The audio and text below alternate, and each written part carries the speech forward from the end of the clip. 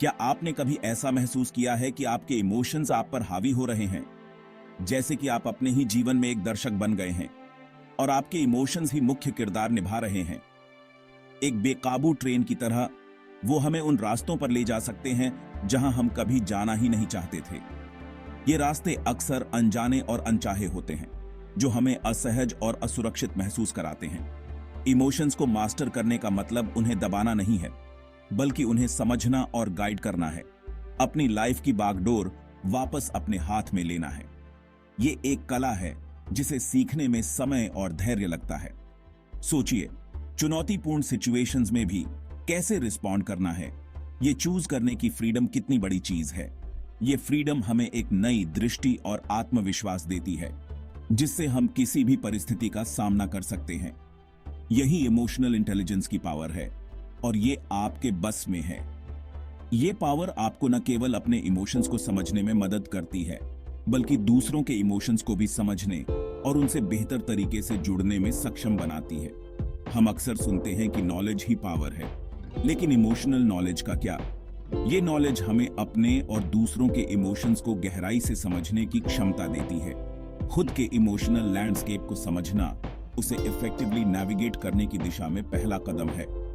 ये समझ हमें अपने जीवन में संतुलन और शांति लाने में मदद करती है। जैसे एक कुशल कैप्टन अपना रास्ता खुद बनाता है, वैसे ही आप अपने इमोशनल वर्ल्ड के अक्सर अशांत पानी को नेविगेट करना सीख सकते हैं। ये नेविगेशन आपको अपने जीवन की दिशा को नियंत्रित करने की शक्ति देता है। ये जर्नी सेल्फ अवेयरनेस से शुरू होती है। सेल्फ अवेयरनेस हमें अपने अंदर झांकने और अपनी भावनाओं को पहचानने की क्षमता देती है, जिससे हम अपने जीवन को बेहतर बना सकते हैं। इमोशंस कॉम्प्लेक्स होते हैं। वो फ्लीटिंग हो सकते हैं या लॉन्ग लास्टिंग, सटल या इंटेंस। लेकिन एक बात तो पक्की है, सभी वैल्यूएबल इंफॉर्मेशन रखते हैं। जैसे कि एंगर अक्सर एक नेगेटिव इमोशन माना जाता है, पर एंगर असल में चेंज के लिए एक पावरफुल मोटिवेटर हो सकता है। जरूरी है एंगर के पीछे के मैसेज को समझना, वो आपको क्या बताने की कोशिश कर रहा है। दूसरी तरफ फियर अक्सर परसीव्ड थ्रेट का संकेत देता है, हालांकि ये पैरालाइजिंग हो सकता है। फियर ग्रोथ के लिए एक कैटलिस्ट भी हो सकता है। अपने कंफर्ट जोन से बाहर कदम रखना, अपने फियर्स का सामना करना इनक्रेडिबल पर्सनल डेवलपमेंट की ओर ले जा सकता है। पहला कदम है बिना जजमेंट के अपने इमोशंस को एक्नॉलेज करना और एक्सेप्ट करना।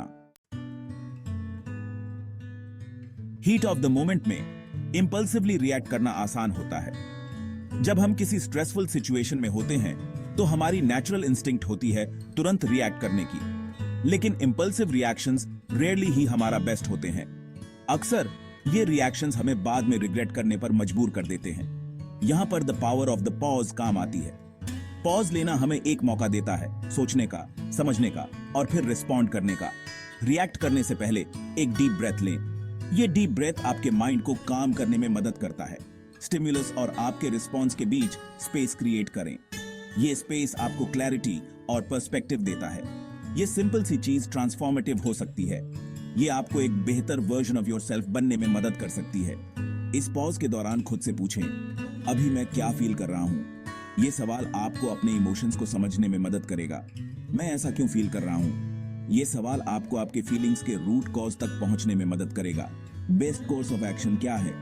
ये सवाल आपको एक थॉटफुल और इंटेंशनल डिसीजन लेने में मदद करेगा। ये माइंडफुल अप्रोच आपको आदत से रिएक्ट करने के बजाय इंटेंशन के साथ रिस्पॉन्ड करने की अनुमति देता है। ये आपको एक एम्पावर्ड और कंट्रोल्ड रिस्पॉन्स देने में मदद करता है। याद रखें, स्टिमुलस और रिस्पॉन्स के बीच में एक स्पेस होता है। ये स्पेस आपके लिए एक अपॉर्चुनिटी है।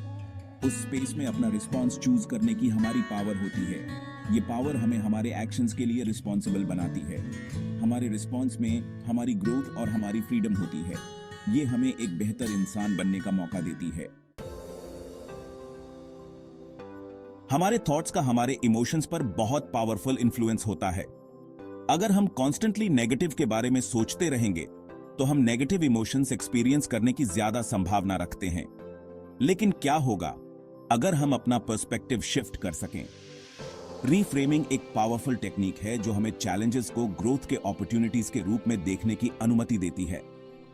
इमेजिन कीजिए, आप ट्रैफिक में फंसे हुए हैं। फ्रस्ट्रेशन बोरहने लगती है। डिले पर फोकस करने के बजाय आप इस समय का उपयोग किसी इंस्पायरिंग पॉडकास्ट को सुनने के लिए या सिंपली कुछ मोमेंट्स ऑफ क्वाइट रिफ्लेक्शन का आनंद लेने के लिए कर सकते हैं।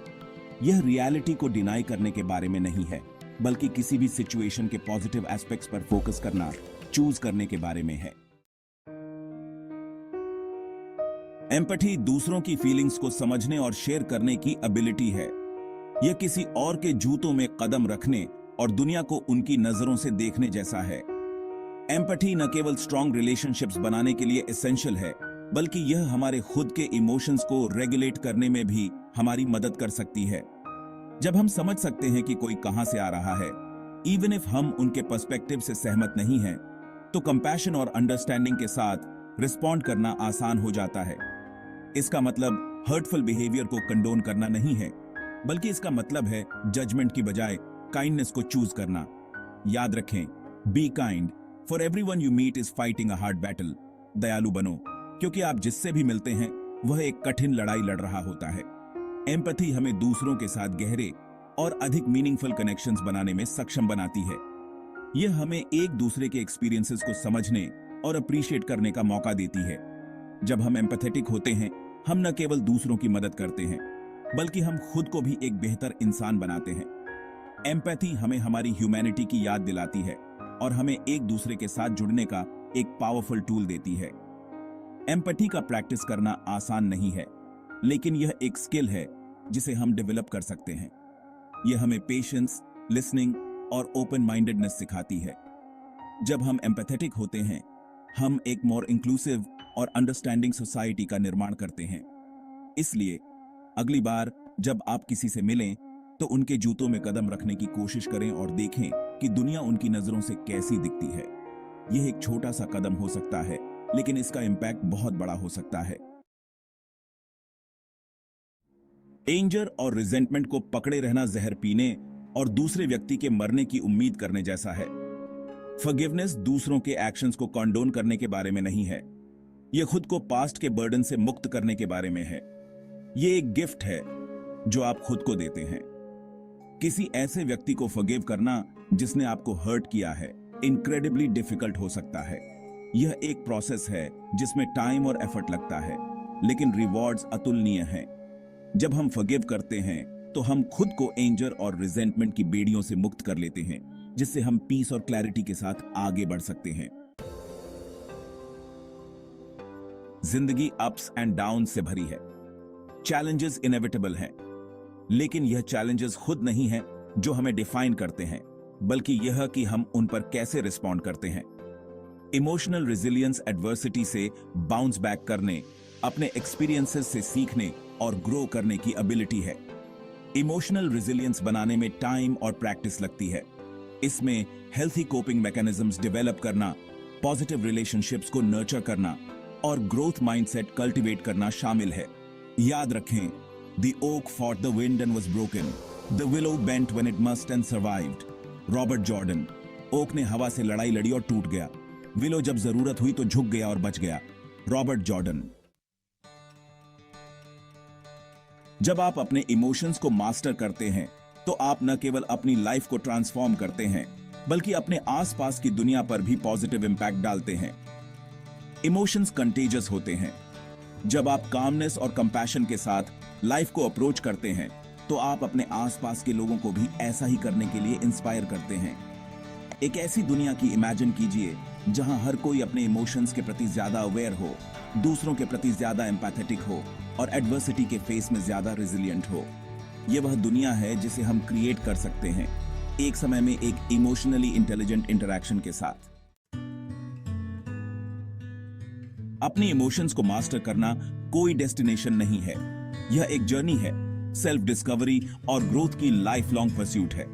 ऐसे समय आएंगे जब आप स्टंबल होंगे, जब आप इंपल्सिवली रिएक्ट करेंगे, जब आप अपने इमोशंस को आप पर हावी होने देंगे, और यह ठीक है। जरूरी है सेल्फ कंपैशन और अपनी मिस्टेक्स से सीखने की विलिंगनेस के साथ इस जर्नी को अप्रोच करना।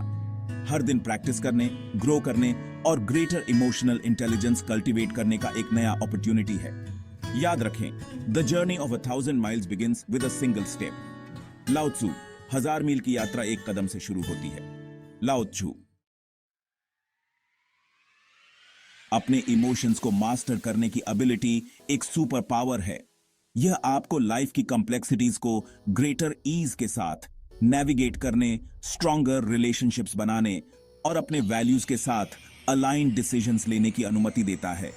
यह एक जर्नी वर्थ टेकिंग है, एक ऐसी यात्रा जो आपकी लाइफ को काउंटलेस वेज में एनरिच करेगी। तो एक डीप ब्रेथ लें, जर्नी को एम्ब्रेस करें और याद रखें, आपके पास यह चूज करने की पावर है कि आप कैसे रिस्पॉन्ड करते हैं। आपके पास अपने इमोशंस को मास्टर करने की पावर है।